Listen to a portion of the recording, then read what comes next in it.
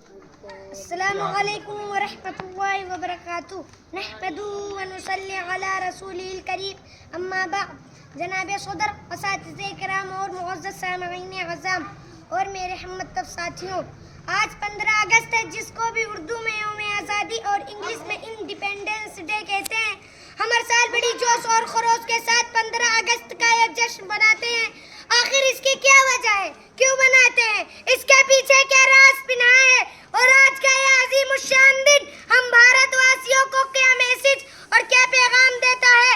محترم حضرات، 77 سال پہلے ہمارا ملک عظیم اپنوں کی دشمنی، آپس کی اختلاف اور خانہ جنگی کی وجہ سے انگریزوں کا غلام بن گیا تھا۔ ہمارے بڑے بزرگ سب انگریزوں کی غلامی میں زندگی بسر کر رہے تھے۔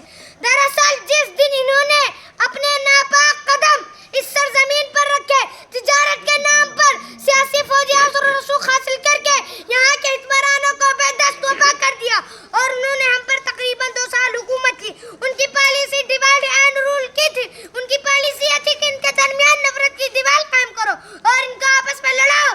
جب یہ آپس میں لڑیں گے تو ان کی ہوا اکھڑ جائے گی اور ہم اطمینان سے حکومت کریں گے۔ لہٰذا یہی ہوا، اس میں سے 100% کامیاب ہوئے۔ نتیجہ یہی ہوا کہ ملک ہمارا تھا لیکن حکومت ان کی تھی، زمین ہمارا تھا لیکن زمیندار وہ تھے۔ ہم اپنے ہی زمین، اپنے ہی ملک میں ان کے مزدور اور لیبر تھے۔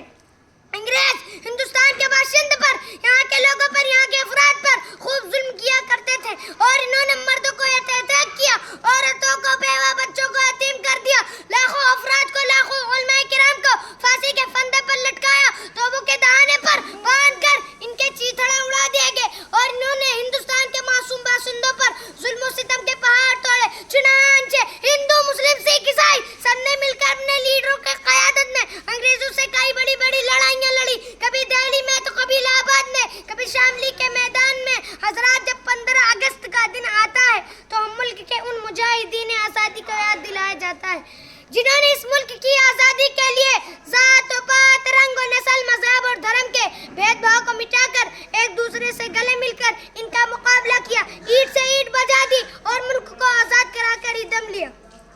لہٰذا آج بھی ضرورت ہم متحد ہو جائیں، گنگا جمنی تہذیب کو سامنے لائیں اور یہ عہد کریں کہ ایک آزاد خوددار قوم ہونے کے ناطے ہم ملک کی ترقی کے لیے پوری جانفشانی اور پوری لگن سے کام کریں گے۔ وقت کی تنگ دامنی کو دیکھتے ہوئے میں اپنے بات کو اس شعر پہ ختم کرنا چاہتا ہوں۔